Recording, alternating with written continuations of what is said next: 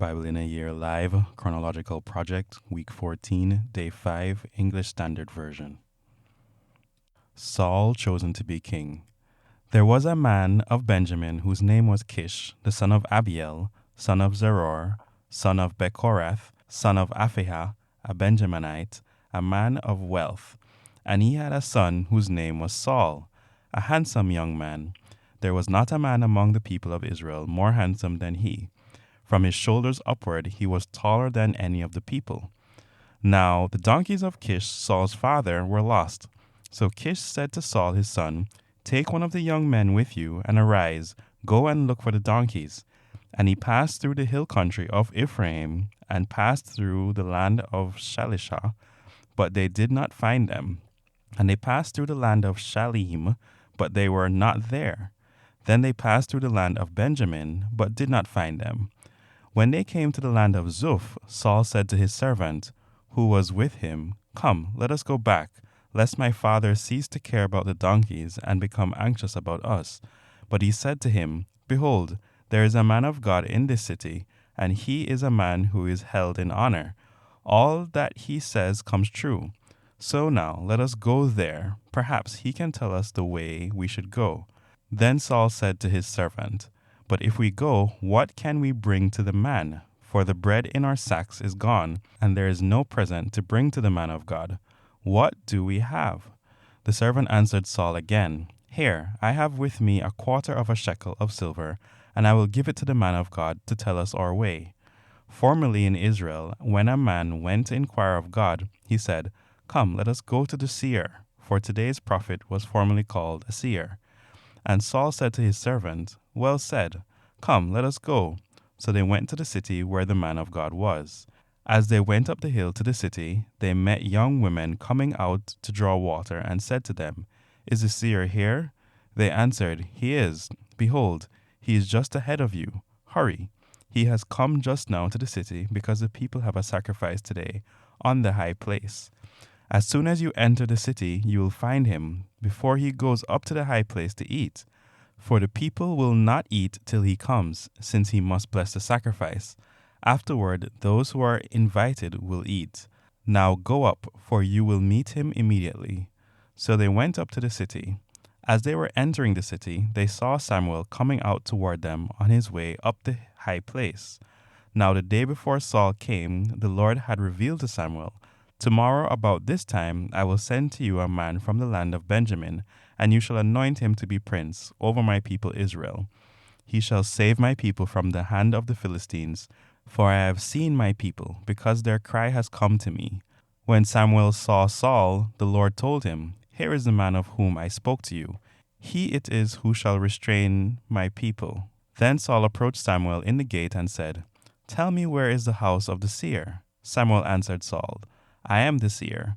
Go up before me to the high place, for today you shall eat with me, and in the morning I will let you go and will tell you all that is on your mind. As for your donkeys that were lost 3 days ago, do not set your mind on them, for they have been found. And for whom is all that is desirable in Israel? Is it not for you and for all your father's house?" Saul answered, "Am I not a Benjaminite from the least of the tribe of Israel? And is not my clan the humblest of all the clans of the tribe of Benjamin? Why then have you spoken to me in this way?" Then Samuel took Saul and his young man and brought them into the hall and gave them a place at the head of those who had been invited, who were about 30 persons. And Samuel said to the cook, "Bring the portion I gave you, for which I said to you, put it aside." So the cook took up the leg and what was on it, and set them before Saul. And Samuel said, "See, what was kept is set before you. Eat, because it was kept for you until the hour appointed, that you might eat with the guests." So Saul ate with Samuel that day, and when they came down from the high place into the city, a bed was spread for Saul on the roof, and he lay down to sleep. Then at the break of dawn, Samuel called to Saul on the roof, "Up, that I may send you on your way."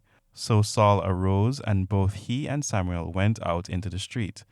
As they were going down to the outskirts of the city, Samuel said to Saul, "Tell the servant to pass on before us, and when he has passed on, stop here yourself for a while, that I may make known to you the word of God." Saul anointed king. Then Samuel took a flask of oil and poured it on his head, and kissed him and said, Has not the Lord anointed you to be prince over his people Israel? And you shall reign over the people of the Lord, and you will save them from the hand of their surrounding enemies. And this shall be the sign to you that the Lord has anointed you to be prince over his heritage. When you depart from me today, you will meet two men by Rachel's tomb in the territory of Benjamin at Zelzah, and they will say to you, The donkeys that you went to seek are found, and now your father has ceased to care about the donkeys and is anxious about you, saying, What shall I do about my son? Then you shall go on from there farther and come to the oak of Tabor.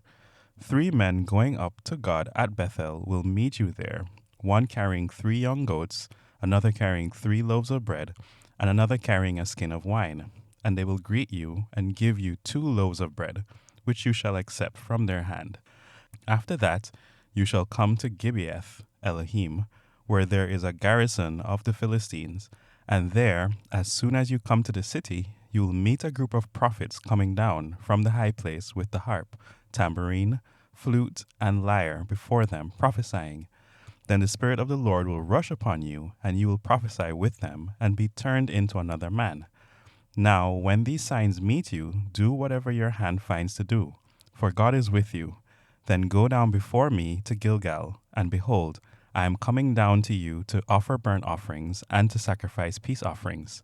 7 days you shall wait until I come to you and show you what you shall do. When he turned his back to leave Samuel, God gave him another heart, and all these signs came to pass that day. When they came to Gibeah, behold, a group of prophets met him, and the Spirit of God rushed upon him, and he prophesied among them. And when all who knew him previously saw how he prophesied with the prophets, the people said to one another, What has come over the son of Kish? Is Saul also among the prophets? And a man of the place answered, And who is their father? Therefore it became a proverb, Is Saul also among the prophets? When he had finished prophesying, he came to the high place. Saul's uncle said to him and to his servant, Where did you go? And he said, To seek the donkeys. And when we saw that they were not to be found, we went to Samuel. And Saul's uncle said, Please tell me what Samuel said to you. And Saul said to his uncle, He told us plainly that the donkeys had been found. But about the matter of the kingdom of which Samuel had spoken, he did not tell him anything. Saul proclaimed king. Now Samuel called the people together to the Lord at Mizpah, and he said to the people of Israel, Thus says the Lord, the God of Israel, I brought up Israel out of Egypt, and I delivered you from the hand of the Egyptians, and from the hand of all the kingdoms that were oppressing you. But today you have rejected your God, who saves you from all your calamities and your distresses. And you have said to him, Set a king over us. Now therefore, present yourselves before the Lord by your tribes and by your thousands. Then Samuel brought all the tribes of Israel near, and the tribe of Benjamin was taken by lot. He brought the tribe of Benjamin near by its clans, and the clan of Matrites was taken by lot. And Saul the son of Kish was taken by lot. But when they sought him, he could not be found. So they inquired again of the Lord, Is there a man still to come? And the Lord said, Behold, he has hidden himself among the baggage. Then they ran and took him from there, and when he stood among the people, he was taller than any of the people from his shoulders upward. And Samuel said to all the people, Do you see him, whom the Lord has chosen? There is none like him among the people. And all the people shouted, Long live the king. Then Samuel told the people the rights and duties of the kingship, and he wrote them in a book and laid it before the Lord. Then Samuel sent all the people away, each one to his home. Saul also went to his home at Gibeah, and with him went men of valor, whose hearts God had touched. But some worthless fellows said, How can this man save us? And they despised him and brought him no present, but he held his peace. Saul defeats the Ammonites. Then Nahash the Ammonite went up and besieged Jabesh Gilead, and all the men of Jabesh said to Nahash, Make a treaty with us, and we will serve you. But Nahash the Ammonite said to them, On this condition I will make a treaty with you, that I gouge out all your right eyes, and thus bring disgrace on all Israel. The elders of Jabesh said to him, Give us 7 days respite, that we may send messengers throughout all the territory of Israel. Then, if there is no one to save us, we will give ourselves up to you." When the messengers came to Gibeah of Saul, they reported the matter in the ears of the people, and all the people wept aloud. Now behold, Saul was coming from the field behind the oxen, and Saul said, "What is wrong with the people, that they are weeping?" So they told him the news of the men of Jabesh. And the Spirit of God rushed upon Saul, and when he heard these words, and his anger was greatly kindled, he took a yoke of oxen, and cut them in pieces, and sent them throughout all the territory of Israel by the hand of the messengers, saying, "Whoever does not come out after Saul and Samuel, so shall it be done to his oxen." Then the dread of the Lord fell upon the people, and they came out as one man. And when he mustered them at Bezek, the people of Israel were 300,000, and the men of Judah 30,000. And they said to the messengers who had come, "Thus shall you say to the men of Jabesh Gilead, Tomorrow by the time the sun is hot, you shall have salvation." When the messengers came and told the men of Jabesh, they were glad. Therefore the men of Jabesh said, "Tomorrow we will give ourselves up to you, and you may do to us whatever seems good to you." And the next day Saul put the people in 3 companies, and they came into the midst of the camp in the morning watch, and struck down the Ammonites until the heat of the day. And those who survived were scattered, so that no 2 of them were left together. The kingdom is renewed. Then the people said to Samuel, "Who is it that said, 'Shall Saul reign over us?' Bring the men, that we may put them to death." But Saul said, "Not a man shall be put to death this day, for today the Lord has worked salvation in Israel." Then Samuel said to the people, "Come, let us go to Gilgal, and there renew the kingdom." So all the people went to Gilgal, and there they made Saul king before the Lord in Gilgal. There they sacrificed peace offerings before the Lord, and there Saul and all the men of Israel rejoiced greatly. Samuel's farewell address. Then Samuel addressed all Israel, "I have done as you asked and given you a king. Your king is now your leader. I stand here before you, an old, gray-haired man, and my sons serve you. I have served as your leader from the time I was a boy to this very day. Now testify against me in the presence of the Lord and before his anointed one. Whose ox or donkey have I stolen? Have I ever cheated any of you? Have I ever oppressed you? Have I ever taken a bribe and perverted justice? Tell me, and I will make right whatever I have done wrong." "No," they replied, "you have never cheated or oppressed us, and you have never taken even a single bribe." "The Lord and his anointed one are my witness today," Samuel declared, "that my hands are clean." "Yes, he is a witness," they replied.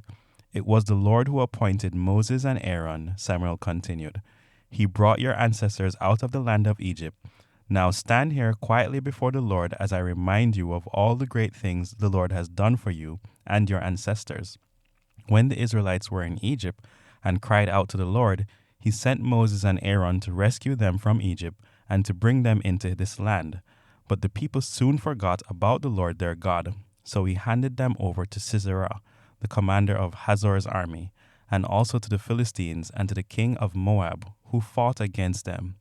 Then they cried to the Lord again and confessed, "We have sinned by turning away from the Lord and worshipping the images of Baal and Ashtoreth.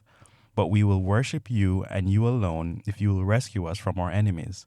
Then the Lord sent Gideon, Bedan, Jephthah, and Samuel to save you, and you have lived in safety. But when you were afraid of Nahash, the king of Ammon, you came to me and said that you wanted a king to reign over you, even though the Lord your God was already your king.